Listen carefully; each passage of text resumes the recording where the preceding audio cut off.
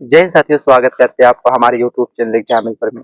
अभी मैं ड्यूटी खत्म करके बैठा हुआ था तो मैं आप लोग का कमेंट देख ही रहा था। उसमें एक कमेंट हमारे पास था जिसमें पूछा गया कि डिपार्टमेंटल एग्जाम्स का सारे प्रोसेस को आप बताएं।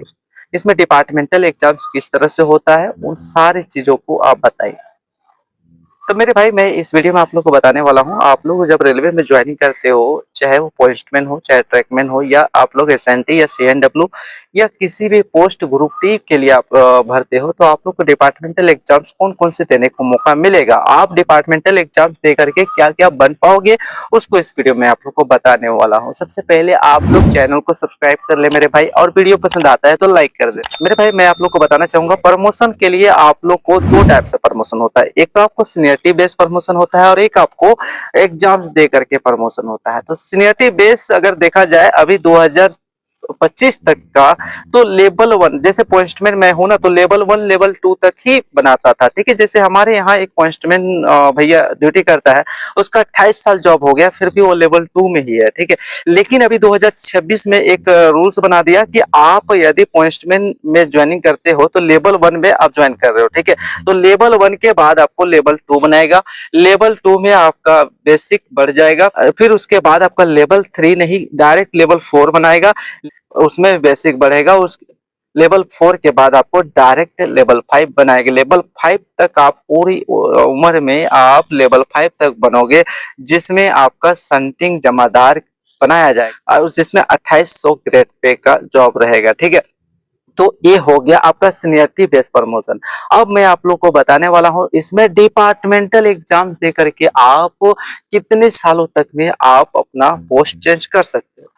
मैं उसको बताने से पहले आप लोग को बताना चाहूंगा, यदि आप रेलवे का एग्जाम्स का तैयारी कर रहे हो तो आपको प्रैक्टिस के लिए एक अच्छे बुक होना चाहिए आपके पास। ठीक है, यदि आप लोग के पास नहीं है तो आप लोग को मैं सजेस्ट करूंगा अग्रवाल एग्जाम्स कट का बुक आप लोग ले सकते हैं, जिसमें आप लोग का मैथमेटिक्स का बात करें तो पूरी तरह से आई एनेबल्ड, और इसमें चैप्टर वाइज टॉपिक वाइज अच्छे तरह से डिटेल एक्सप्लेनेशन और बढ़िया से अभी हाल ही में एग्जाम्स हुआ है, सारे क्वेश्चंस को दिया गया है और उस टाइप का जितने भी क्वेश्चन बन सकता है सबको इसमें इंक्लूड किया है। ठीक है मेरे भाई, उसके बाद आप लोग का रीजनिंग का भी इसी तरह से सारे अभी हाल ही के एग्जाम्स में जितने क्वेश्चंस आया है और प्रैक्टिस के लिए उसी टाइप का क्वेश्चंस रखा है। जीके के लिए भी सेम है, अभी हाल ही में एग्जाम्स हुआ है, जितने क्वेश्चन बन सकता है वो सारे को इस बुक में दिया गया है। आप लोग इसको लेना चाहते हैं तो वीडियो के डिस्क्रिप्शन में इसका लिंक डाल दिया हूँ, अमेजन से भी जाकर के ले सकते हैं। ठीक है मेरे भाई, अब बात करते हैं डिपार्टमेंटल एग्जाम्स में आप लोग कौन कौन से एग्जाम्स दे सकते हो। यदि आप ज्वाइनिंग करते हो तो फर्स्ट साल में जैसे ही आप ज्वाइनिंग करते हो तो आपको जीडीसीई का वैकेंसी देखने को मिलेगा, उसमें आप अप्लाई कर सकते हो। ठीक है, इसमें डिपार्टमेंटल में आप 3 तरह से प्रमोशन ले सकते हो। यदि आप पोस्टमैन ऑपरेटिंग डिपार्टमेंट में हो या कमर्शियल डिपार्टमेंट में हो तो आप लोग एलडीसी दे सकते हो, जीडीसी दे सकते हो और डीपीक्यू दे सकते हो। डीपीक्यू और एलडीसी ये दोनों ऑपरेटिंग डिपार्टमेंट और कमर्शियल डिपार्टमेंट का ही लोग दे सकते हैं, बाकी डिपार्टमेंट का लोग इसमें नहीं दे सकते। इसमें कौन कौन सी वैकेंसी आता है, गुड्स गार्ड का आता है, स्टेशन मास्टर का आता है, सीसीटीसी का आता है, या जितनी भी तरह का ऊपर हायर पोस्ट होती है ना उसके लिए आता है। ठीक है, जो ऑपरेटिंग डिपार्टमेंट का पोस्ट है उसके लिए आता है। ठीक है, कमर्शियल डिपार्टमेंट और ऑपरेटिंग डिपार्टमेंट का ही केवल दे सकता है। अब मैं बताता हूँ, यदि आप जीडीसी देते हैं तो जीडीसी के लिए यहाँ पर जितनी भी रेलवे में डिपार्टमेंट है सारे कोई अप्लाई कर सकता है। ठीक है, इसके लिए आप लोग को एक्सपीरियंस नहीं मांगता है, आप जब ज्वाइनिंग करोगे उसी में आपका जैसे ही एम्प्लॉय नंबर आ जाता है वैसे ही आप लोग इसको भर सकते हो। ठीक है मेरे भाई, अब इसके लिए सिलेबस आपका जिस तरह से एनटीपीसी एग्जाम्स में 40 जीके, 30 मैथ, 30 रीजनिंग आता है ना, बिल्कुल उसी तरह से आपका सिलेबस है इसमें। ठीक है, आप लोग जिस तरह से पढ़ाई करके आते हो वैसे ही आप एग्जाम दे करके डायरेक्टली ज्वाइनिंग के 6 महीना के अंदर आप वो बन सकते हो, अगर आपके अंदर उतना क्वालिटी है तो। ठीक है, ये जीडीसी एग्जाम्स का हुआ। ठीक है, उसके बाद आप लोग को बात करूं एलडीसी एग्जाम्स के लिए। एलडीसी एग्जाम यदि ऑपरेटिंग डिपार्टमेंट पोस्टमैन हो तो आप लोग 2 साल सर्विस होने के बाद आप लोग यदि सीसीटीसी में जाना चाहते हो तो आप लोग को 2 साल सर्विस होना चाहिए। ठीक है, पोस्टमैन बी के रूप में आपको 2 साल कार्यरत होना चाहिए।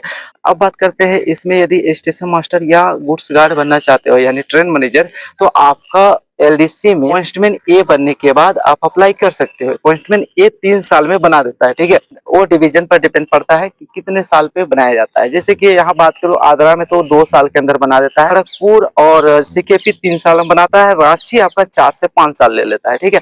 तो मेरे भाई मैं आप लोग को बताना चाहूंगा, इसमें यदि आप 3 साल हो जाता है सर्विस का, पॉइंटमैन ए बन जाते हो तो आप एलडीसी के लिए एलिजिबल हो जाते हो। इसमें क्वेश्चंस किस तरह से पूछा जाता है, 80% क्वेश्चंस आपका काम से रिलेटेड पूछा जाता है, ठीक है। जो रेलवे में आप काम कर रहे हो उससे रिलेटेड क्वेश्चन पूछता है, और 20% क्वेश्चन जीके जीएस और मैथ पूछता है, ठीक है, और रीजनिंग, ठीक है। तो इसमें आप लोग को बहुत भारी कंपटीशन नहीं होता है। जितना वैकेंसी आता है लगभग उससे 2 या 3 गुना लोग अप्लाई करते हैं। आप लोग ठीक ठाक मेहनत करते हो तो 60% इसमें नंबर लाना होता है। 60% यदि नंबर लाते हो तो आप इसमें क्वालिफाई कर जाओगे, ठीक है। एक ही एग्जाम्स होता है और आप इसमें गुड्स गार्ड या स्टेशन मास्टर बन जाओगे, ठीक है। अब बात करते हैं तीसरा कोटा है, जिसमें आप लोग कह सकते हो डीपीक्यू, डिपार्टमेंटल प्रमोशन कोटा। ये होता है, इसमें आपको लगभग आपको बात करूं तो 5 से 6 साल आपका सर्विस होना चाहिए। जैसे कि पोस्ट के अनुसार, जैसे आपको पॉइंटमैन ए होने के बाद 3 साल मांगता है, ठीक है। यानी लगभग 3 साल में आपका पॉइंटमैन बन जाते हो, पॉइंटमैन ए हो जाते हो, उसके बाद आपको 3 साल सर्विस होनी चाहिए। यानी लगभग 6 साल आपका सर्विस होना चाहिए, ठीक है। 6 साल सर्विस होने के बाद आप डीपीक्यू दे सकते हो। डीपीक्यू के लिए कोई हायर एजुकेशन की आवश्यकता नहीं होता है। आप मैट्रिक पास भी हो तब भी उसमें गार्ड या स्टेशन मास्टर या शंटिंग जमादार बन सकते हैं।